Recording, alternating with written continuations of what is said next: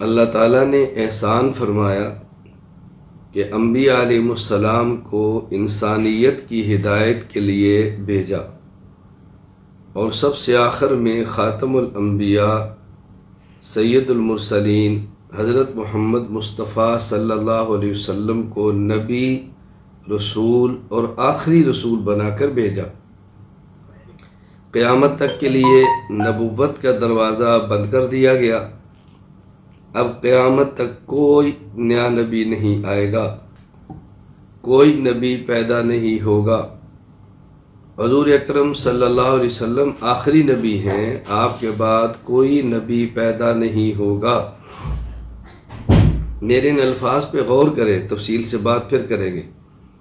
ایک یہ کہ یہ جملہ کہنا کہ رسول اللہ صلی اللہ علیہ وسلم آخری نبی ہیں اور آپ کے بعد کوئی نبی نہیں آئے گا، اور ایک یہ ہے کہ آپ آخری نبی ہیں، آپ کے بعد کوئی نبی پیدا نہیں ہوگا۔ جملہ یہ استعمال کرنا ہے کہ رسول اکرم صلی اللہ علیہ وسلم آخری نبی ہیں اور آپ کے بعد کوئی نبی پیدا نہیں ہوگا۔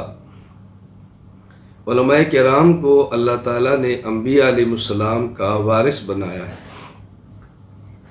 اور نبی کا کام واعظ، نصیحت، دعوت، تبلیغ بنیادی ہے۔ پیغمبر کا بنیادی کام ہے بلغ، قم فانذر، ادعو الی سبیل ربک۔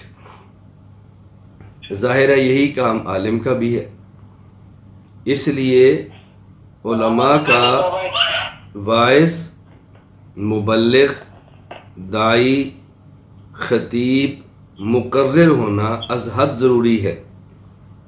ہمارے ہاں واعظ کا معنی جو معروف ہے وہ غلط ہو گیا ہے، اسی طرح ہمارے یہاں خطیب اور مقرر کا ایک مفہوم غلط چل پڑا ہے۔ لوگ سمجھتے ہیں کہ سریلا ہو، جوشیلا ہو، اور اللہ معاف فرمائے بس پیشہ ور ہو۔ خطابت اور واعظ کا معنی ہرگز یہ نہیں۔ واعظ اور خطیب اور مبلغ کا معنی ہے اللہ تعالیٰ کی وہ باتیں جو پیغمبر پاک صلی اللہ علیہ وسلم نے انسانیت کو دی ہیں، وہ باتیں امت تک پہنچائیں، وہ دین آگے پھیلائیں، اپنی زبان سے، اپنے قول سے، اپنے فعل سے۔ عالم کی ذمہ ہے کہ وہ داعی اور مبلغ بن کر دین کا کام کرے۔